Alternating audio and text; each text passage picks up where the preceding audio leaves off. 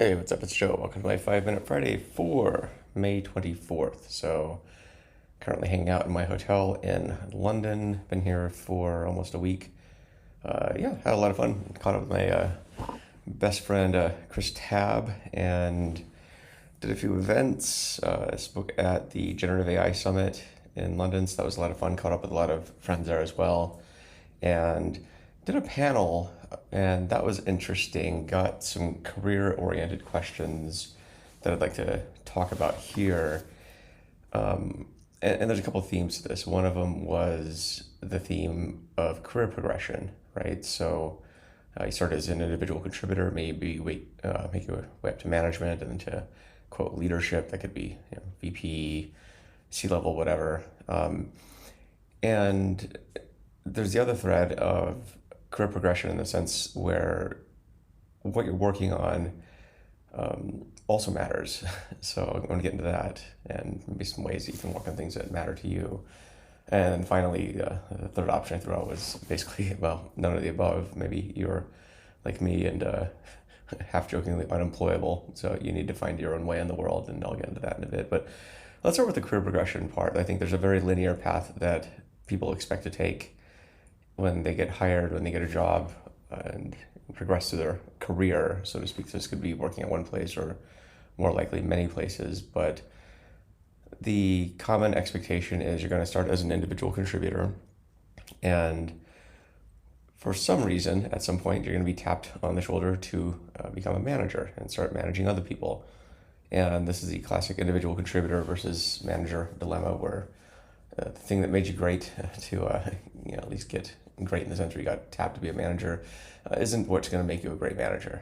In fact, it's usually the opposite. And I quipped during the panel that I felt like probably 9 out of 10 people should not be managing. 9 out of 10 managers shouldn't be managing anybody. They shouldn't even have pets. So, and the reason for this is most managers don't receive any training whatsoever on how to be a manager. You're just thrown into this position and expected to lead people. I wouldn't say lead, but manage. There's a difference between leading. And okay, let's say that you do well in management, then you become maybe a director, then a VP, then if you're I guess fit whatever criteria, maybe a C level at some point, right? So that's the C level is typically the sort of the pinnacle of at least corporate life. You might become, I guess the higher C is actually the chairman, but that's something that most people don't ever get to be. But anyway, so that's the progression really. It's like start from the bottom, and now we're here. Now we're at the C level, and that's one path to take. And I think that's a path most people see when they think of careers. But what's going to make you great at your job? This is something I posed to my panelists and to the audience. It's not just being on a path, if you're going to choose that path in your career, moving sort of this linear trajectory. Well, there's obviously it's more of a funnel if you think about it, because the drop off rates at most positions are quite high, and by the time you get to number of candidates, that you start with an individual contributor land and all the way to C level, that's a pretty small percentage to actually get to that point. But anyway, the thing I pointed out to the audience too is, I saw a lot of people who work in IT functions in pretty stodgy companies. This isn't just particular to the UK. I think it's kind of around the world. But my point is, you're in a very exciting time in technology right now. There's a lot of stuff happening, and I know the job market is in the pits right now. So you got to weigh this suggestion as much as you can. But if you're not feeling challenged in your job, if you feel like you can't make traction on the projects that you're working on, there are other options out there. I would say the best time to start looking for a job is when you have one. So find those other opportunities where you can, hopefully work on projects that are interesting. Hopefully work on projects that will make you happy and hopefully boost your resume and fulfill you. I think life's too short to be working on things that you just loathe. I know this is maybe a privileged thing to say, but I'll say it anyway. Your career has a very finite time span. Maximize its potential. Maximize what you can do.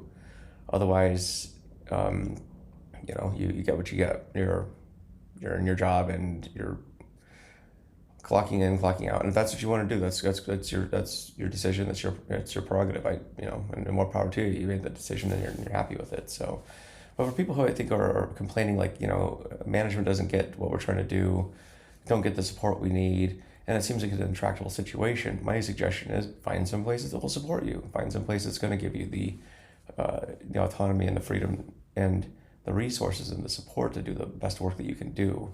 So that's my advice on that. And that will maybe help you do the things that are going to get you to that VP, that C-level role, because you'll be working on projects that you brought your best self to, and the best work is going to be showing through, right? And and I think keeping politics to a minimum, trying to avoid as much political BS that you have to deal with. Politics is inevitable in any organization, but just given the amount of abuse you can minimize, this is definitely one way to do it. Otherwise, you're going to have to, every day is just every day is a new D-Day, so to speak. It just is a constant fight, and I don't know. Personally, I didn't see any value in that, which is why I decided that for me, I chose option 3, which was just do your own thing.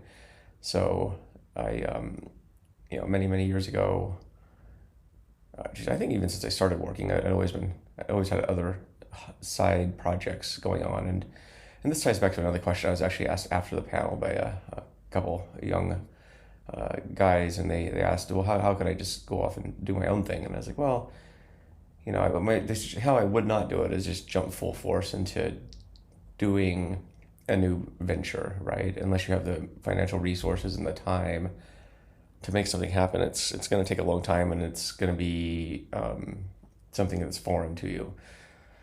So the things I told these people was get good at a couple things. When you're running a business, you have to be good at selling, and you have to be really good at figuring out how to manage your time and deliver things effectively. These are things that work for me. So I am very conscious of my time. I don't like to waste it on things. I don't do meetings, for example, unless there's a good reason for it, and so forth. So that's something I learned over the years. I used to say yes to everything, and you probably will have to at the beginning.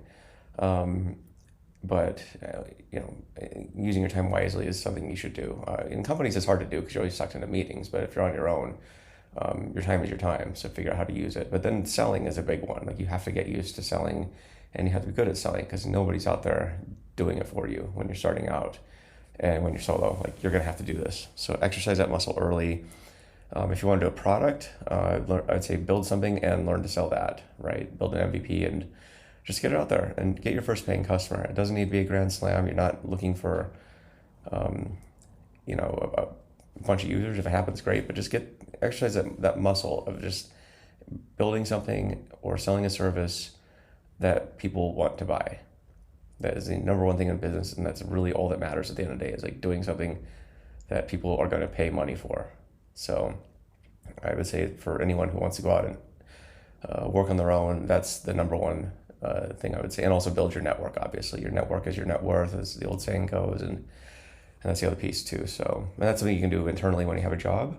That's something I would say you should do no matter what your career ambitions are, whether you want to stay in a company or go off on your own. Your network is always the thing that's going to keep you open to new possibilities and new opportunities. And so, build your network, learn to sell. That's something that will also help you internally in companies too. Learning to sell internally is a huge thing that I see a lot of people ignore at their own peril. So anyway, sales, network, these are big things, managing your time. So these are the tips. And anyway, hopefully it's useful for you, but these are lessons that I've learned over the years. So anyway, I'm off to the US this afternoon, and looking forward to that. I'll be back stateside for, a month and a half, something like that. And pretty stoked about that. So just going to be heads down, working on book, working on the course. And what else? Going to be at Snowflake Summit, but not at the event. I'll be at Ethan Aaron's Loki Happy Hour event, and I think a couple other events. Maybe I think Matillion's doing something as well, and Mother Duck. So anyway, if you're in San Francisco, say like the 2nd and 3rd of June, hit me up. We'll go grab a beer. So anyway, hope you have a good weekend. I know it's a long Memorial Day weekend if you're in the United States, so hope you enjoy it. Take care. Bye.